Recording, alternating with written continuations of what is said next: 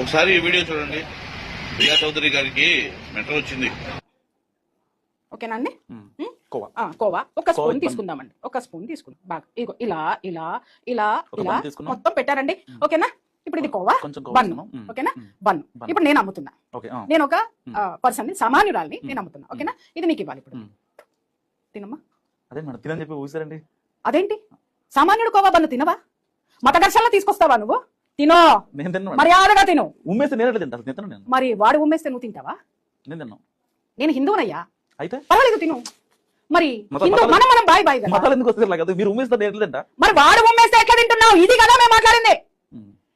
నిజంగా ఈ వీడియో చూస్తే ప్రియా చౌదరికి మెంటల్ వచ్చినట్టే ఉంది. ఎందుకంటే ఆ మాట్లాడే సరిగ్గా లేవు. మరి ఏం చేస్తాం?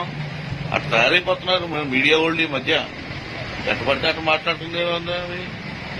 నేను నోట్లో బన్ను ఊసింది, నువ్వు తిన్నావా?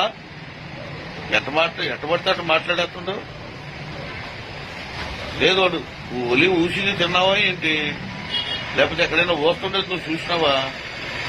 ఎంతమంది పానీపూరిలో ఉచ్చపోసి అమ్ముతున్నారు, దాని గురించి మాట్లాడలేవే.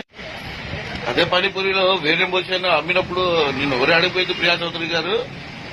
ఇప్పుడు కేవలం బన్ను గురించి మాట్లాడితే అవంతా ఫైర్ అయిపోతున్నారు మీరు. యాంకర్ని కూడా భయపెడుతున్నారే, బన్నులో ఊసి మరీ ఇస్తారా? ఎక్కడైనా ఊసి ఇచ్చారా? అట్లాంటి తిను నీటి మాట్లాడుతున్నావు అనిపిస్తుంది నాకు. జాగ్రత్తమ్మా, ఎటువంటి తిరగబాక. ఆడ వీర్యం పోసి అమ్ముతున్నాడంట, పోయి అది తిను. లేకపోతే ఉచ్చిపోసి పానీపూరి అమ్ముతున్నాడంట, అక్కడ పోయి మాట్లాడు. ఎట్ట పడితే అట్ట మాట్లాడితే అట్టమా? ప్రియా చౌదరి గారు నోరు అట్లో పెట్టుకోండి.